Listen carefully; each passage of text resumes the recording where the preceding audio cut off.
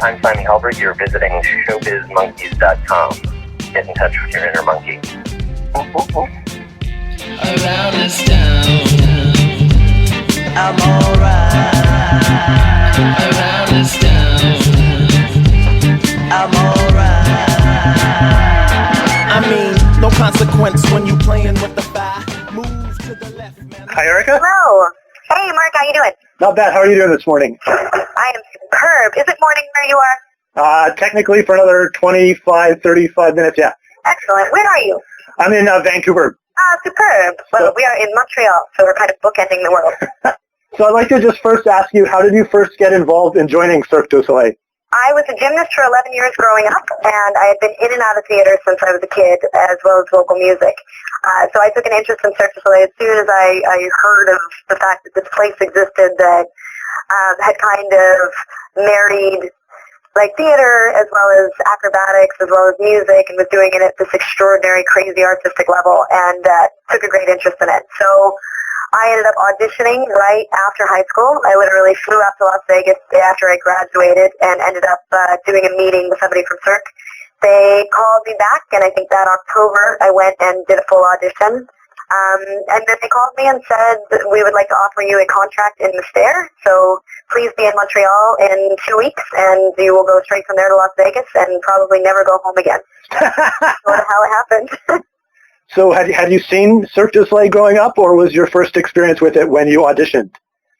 It was actually the day after I graduated high school, I got to see Mystère. And I had seen, I think at the time, because that would be like very early, like 2001, I guess. Right. But at that time they were doing, they had shown some shows on Bravo. And that was literally all that I had seen. It was really just an idea to me. I didn't have a lot of exposure to it because we weren't really a wealthy family that did a whole lot of vacationing or going to the theater.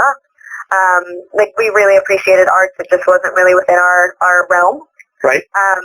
So that was my first time seeing it live, was the day that I met with them, and I walked out with my jaw on the floor just thinking that it would be so extraordinary if I could ever just meet somebody like that who was in a show, because they seemed to me to be so much larger than life, and like they must be this special breed of human that I could never be cool enough to meet, you know? Right. Now the movie contains set pieces from most of the current Las Vegas residency shows. Do you think this approach works better for a 3D film than, say, maybe taking one show and just filming that?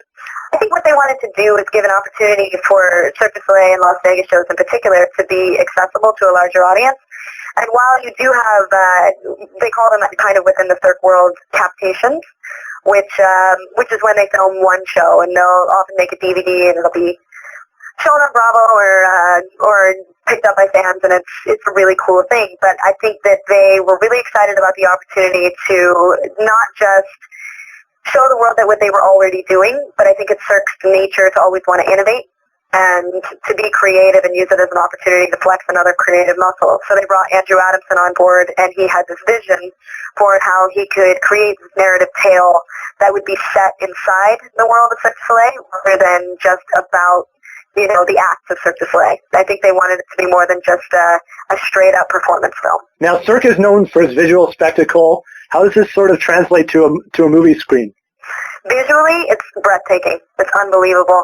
I think that we're lucky that it's 2012 and the 3D technology has gotten to where it is. It seems kind of like the perfect time to do it because the clarity is unbelievable. I saw it in IMAX last night, and it's crazy. It's beautiful in 3D, but in IMAX, you really feel like the water from the Osho is reaching all the way out to your seat, and I was shocked. I've actually seen the film now probably 5 or 6 times, and I got goosebumps watching it again last night because visually it's unfreaking believable. But that, I guess, is what happens when you when you bring James Cameron in and let him just kind of go to town going crazy, putting cameras 70 feet in the air and under the stage, to the left, to the right, and all over the place within a Cirque theater. Yeah, and it is with James Cameron and James Cameron's technology, like the 3D is probably way better than anyone else could do. Because some of the problems with 3D is like when they don't think to film it in 3D at the start, and then they just can't get the same look. Crisp and precise, and they were so obsessed with. He's a very, very meticulous person, and I can see why. He was kind of the half scientist, half sort of storyteller that really brought 3D into its current glory. Right. Because he knows how to work it, and it's complicated, man. Like, shooting in 3D is a much more complicated process than shooting in regular. Now, in the movie, you play Mia, one of the two main characters that sort of takes the audience through this carefully constructed world. Were you nervous at all about being such an important lead in the film as opposed to just one of the background artists? Absolutely terrified. I mean, honored and really excited and all of that. But one, it was going to be a huge project and a major departure from the stage kind of acting that I was used to doing. But two, having performed with Cirque du Soleil in Las Vegas for 10 years, everybody else, all these extraordinary athletes and performers are like family and friends to me. So I was really nervous about representing them because it's no small feat to do them justice because they're extraordinary. Many of them are among the most talented people on the planet. Now, you've appeared on the stage for 10 years, like you said, and now you're in the film. Did you prefer working in one medium over the other, or was there just differences that you liked? I think they're just apples and oranges in that way. There's an instant gratification to stage where whether or not the audience is being verbally responsive, you can feed off of their energy. You can kind of feel them. There's a give and take. It's almost like there's a relationship that you have with the public when you're there performing for them live. But it's also this really fleeting kind of ethereal thing where what you do for a living and what you create only exists for the moment that you're making it, the moment that you're actually performing it. And then after that, it's only memories and feelings and whatever that stands the test of time. Then film is the opposite in the way that there is no instant gratification. You know, you do a take, and then you do a take, and you do a take, and you can maybe look at some of the playback, but you're not even shooting in order. You might do the last scene first, and the 17th scene 22nd, and whatever. So you're not feeling the project come together. But then you have this tremendous thing where the work that you've done and the work that all these incredible, talented people have put into it now has a home where it's going to exist in perpetuity. And there's value to both sides. I actually really like both, and it would be very difficult to have to make a choice between which world if you could only play in one. Now, do you have a favorite sequence in the movie? Some of my favorite moments in the film are surprisingly not acrobatic. They're just moments that the characters, the costumes, like the makeup of Cirque du Soleil, I think sometimes gets a little lost on these giant, massive stages. It's cool to see the detail. And then favorite moment, there's two in particular that they're really, really simple, small things. But there's a scene from an act in Caw called The Wheel of Death, where one of the Alegria brothers is swinging outside of the wheel that he's been inside. It'll make sense if you see the film. Okay. But as he does that, they slow it down to a number of frames per second where we can see the gravity that is fighting against him and kind of the strength and the detail of the work that he's doing to stay on the apparatus. And I've seen that number performed live literally thousands of times because I was in that show. I never knew it looked like that. I never knew that that's specifically what he was doing.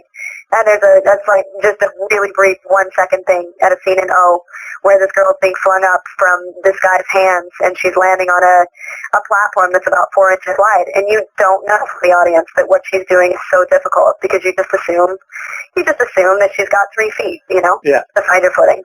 Some of the Cirque shows have a bit of a sexual content, including the one that apparently that is playing in Vancouver. Is there anything in the movie that might not be appropriate for younger audiences, or is it sort of toned down? I think they were really wise because actually, are you familiar with the show Zumanity? A little bit. I'm not sure which one I saw when I went to Vegas, but it may have been that one. You would know if you saw Zumanity because there's lots of boobs, and it's very much a fantasy show. It's the sensual side of Cirque du Soleil. But the film features an act from Zumanity, but they created a new costume for the character.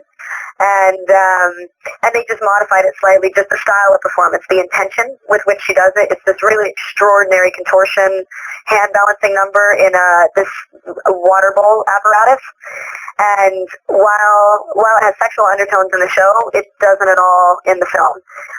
It's really something you can take your grandmother and your 5-year-old child to and not have to be concerned for even a moment that they're going to see something you wouldn't want to share with them. Like, it really was designed to be a family film, which is why I think it's such a great thing to be coming out around Christmas, because it's something you can all go do together, and you don't have to worry about it in the least. Now that actually leads me into my last question. The Christmas season, as you know, is super crowded with movies, everybody fighting for the same box office dollars. Why should audiences choose to see this film over some of the others? I think Cirque du Soleil Worlds Away is a unique cinematic experience in the way that it's different. I mean, there's comedies and there's dramas and there's a million different things, but it's this kind of cool new concept of this hybrid performance/narrative piece. But it's not really a concert film that you can go and experience this live in the format that it exists. And it's just something cool to share with the family. The other thing is that there's something really universal about just extraordinary feats of human ability, as well as it all being wrapped up in a love story, which I think is something that everybody can relate to. And I feel like it's really uplifting. That, for me, it brought back the magic of Cirque du Soleil, which is a world that had become so familiar to me. But I kind of hope that it will give people an opportunity just to feel inspired. Whatever it is they want to do, there is an extraordinary world that's bigger and different and perhaps a bit shinier than the one that we choose to live in every day. And that's sort of the journey that my character goes on. And I hope maybe it'll give people a little inclination to look for the shininess in their lives. ShowbizMonkeys.com